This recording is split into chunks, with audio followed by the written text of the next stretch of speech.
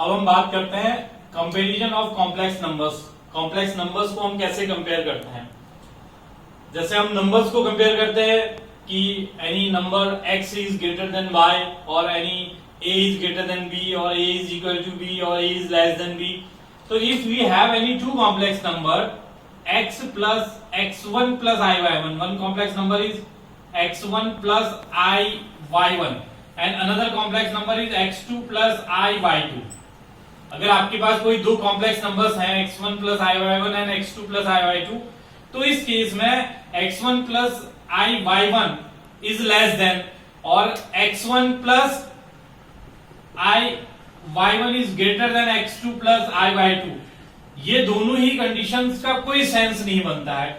Sense क्यों नहीं बनता है? क्योंकि अगर ये आपका कॉम्प्लेक्स नंबर है z equal to x plus i y, तो आप इसको एक्स वाई भी लिख सकते हैं। इस तरीके से भी इसको रिप्रेजेंट किया जाता है। यानी कि जैसे हमारा जो प्लेन है, जो टू डायमेंशनल कोऑर्डिनेट प्लेन है, उसमें हम किसी पॉइंट के पोजीशन दिखाते हैं, उसी तरीके से कॉम्प्लेक्स नंबर्स को रिप्रेजेंट करने के लिए एक प्लेन होता है, that is known as Argand plane. Argand plane या फिर कॉम्प्लेक्स प्लेन भी उसको हम बोलते हैं। उसमें दो एक्सिस होती है, एक होती है रियल एक्सिस और दूसरी होती है इमेजिनरी एक्सिस। तो अगर आप किसी पॉइंट एक्स वाई को दिखा रहे हैं, तो इसका मतलब X Y is any point, तो that means this is X, this is Y, that's why this is the complex point Z X Y. तो आप ये एक एक्चुअली पोजीशन को दिखा रहा है या ये इमेजिनरी क्वांटिटी है, तो इमेजिनरी क्वांटिटीज कभी भी कंपेयर नहीं हो सकती। लेस देन और ग्रेटर देन का तो सवाल ही पैदा नहीं होता। तो ये और ये दोनों जो है ये मीनिंगलेस है, इनका कोई मीनिंग नहीं बनता। लेकिन कहीं पे अगर x1 plus i y one is equal to x2 plus i y two है, तो इसका मतलब ये हुआ सीधे सीधे कि रियल ये x1 x2 के इक्वल होगा और y1 y2 के इक्वल होगा। तभी, क्योंकि दोनों चीजें सेम है, तो कॉम्प्लेक्स नंबर वही हो गया, इसीलिए हम उसको इक्वेट कर पा रहे हैं। अदरवाइज ये जो कंपेरिजन है कॉम्प्लेक्स नंबर्स का, वो नहीं किया जा सकता किसी भी केस में। तो ये बात आपको समझनी होगी। इसी में जैसे मैंने कंपेयर करा, इनको कंपैरिजन की बात करी, तो अब मैंने आर्गेन प्लेन का जिक्र किया है, तो मैं आगे आर्गेन प्लेन ही आपसे साथ ही साथ डिस्कस कर लेता हूं कि आर्गेन प्लेन एक्चुअली होता क्या है। कॉम्प्लेक्स प्लेन में जैसे मैंने बताया कि आप इस तरीके से पॉइंट्स को रिप्रेजेंट करते हैं। तो अगर आप इसको यहां ज्वाइन करते हैं, तो आप देखेंगे कि ये वाला जो है ये X square plus Y square का स्क्वायर रूट हो जाएगा। तो और ये होता है mod of Z. Mod of Z equal to X square plus Y square का रूट, अगर आपके पास Z equal to x plus i Y है। If you have a complex number x plus iy, in that case mod of z equal to x root x square plus y square। यहां पे मैं बात कर रहा हूं argan plane या complex plane जिसको हम बोलते हैं, आर्गेन प्लेन। और साथ ही साथ मैं बात करूंगा एम्पलीट्यूड, एम्पलीट्यूड या फिर और इसको हम बोलते हैं आर्ग्यूमेंट। दोनों में से कुछ भी हो सकता है। और वो क्या होता है? वो ये होता है, अगर z एक कॉम्प्लेक्स नंबर है, तो उस केस में ये जो थीटा है, जो इसको ज्वाइन करके हमने ये एंगल लिया है theta, this is the argument और एम्पलीट्यूड। अब अगर हम इससे देखें, तो हम देखेंगे कि x इज इक्वल टू, यहाँ पे अगर हम साइन थीटा की बात करें, तो साइन थीटा इक्वल टू आ जाएगा आपका साइन थीटा इक्वल टू आ जाएगा y upon this mod Z. और इस मॉड जेड को हम एक नया नेम दे देते हैं, दैट इज आर।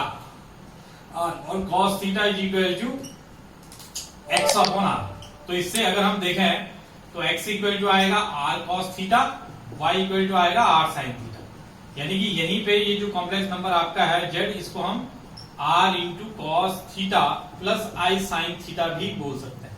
और ये जो फॉर्म है, this is known as polar form. ये जो पूरा फॉर्म है, ये जो आपने पढ़ा, ये था कार्टेशियन फॉर्म कॉम्प्लेक्स नंबर का, ये है पोलर फॉर्म। पोलर फॉर्म यहां पे जो ये थीटा है, इस थीटा की वैल्यू ऑलवेज माइनस पाई से लेके पाई तक होती है। This theta lies between minus pi to pi, minus pi से लेके पाई तक होता है। तो कहीं पे भी अगर इसकी वैल्यू पाई से ऊपर जाती है, मतलब अगर कॉम्प्लेक्स नंबर आपका फर्स्ट क्वाड्रेंट में है, तो अगर आर्ग्यूमेंट फर्स्ट क्वाड्रेंट में है, तो it will be theta. Second quadrant में है, तो it will be pi minus theta. Third quadrant में है, तो it will be minus of pi minus theta. And fourth quadrant में है, तो it will be minus theta.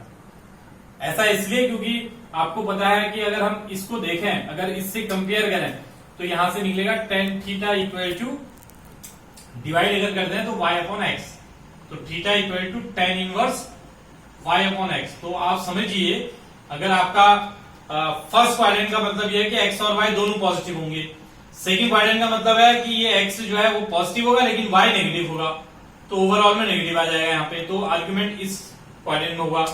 अगर दोनों नेगेटिव हैं तो मिला के तो पॉजिटिव हो जाएगा, लेकिन वो फर्स्ट क्वाड्रेंट नहीं होगा, वो थर्ड क्वाड्रेंट हो जाएगा। तो आर्ग्यूमेंट जो है minus of pi minus theta आएगा। फोर्थ क्वाड्रेंट में अगर मैं बात करूं तो माइनस थीटा, अगर y आपका नेगेटिव है और x पॉजिटिव है तो उस केस में जो आर्ग्यूमेंट होगा that is minus of theta. जैसे एक एग्जांपल मैं छोटा सा यहाँ पे ले लेना चाहूंगा इसको एक्सप्लेन करने के लिए कि कैसे हम इसको लेते हैं, इसको किस तरीके से आप चूज करेंगे। तो सपोज करिए कि आपके पास एक कॉम्प्लेक्स नंबर है z equal to -1 plus r।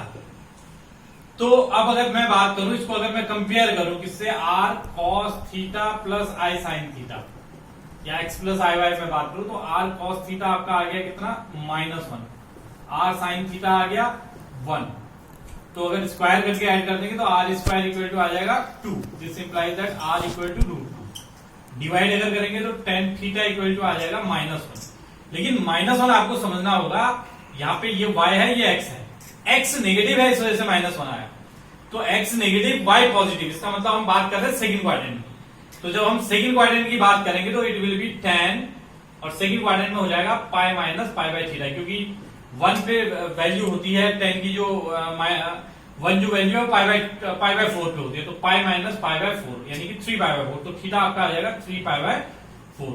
तो आपका जो कॉम्प्लेक्स नंबर है यानी कि इस कॉम्प्लेक्स नंबर का जो एम्पलीट्यूड आया वो 3 पाई बाय 4 आ गया। तो z इक्वल टू हो जाएगा r आपका आ गया √2, this will be cos 3 pi by 4 plus i sin 3 pi by 4।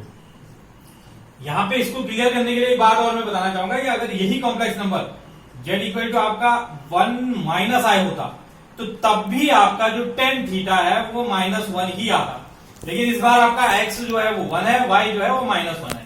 That mean x is positive, y is negative, that mean fourth quadrant. तो अब की बार जो आपका एम्पलीट्यूड आएगा that is tan minus pi by 4। इस बार आप ये नहीं कह सकते कि ये पाई बाय 4 होगा, तो अब की बार थीटा जो है वो माइनस पाई बाय 4 आ गया।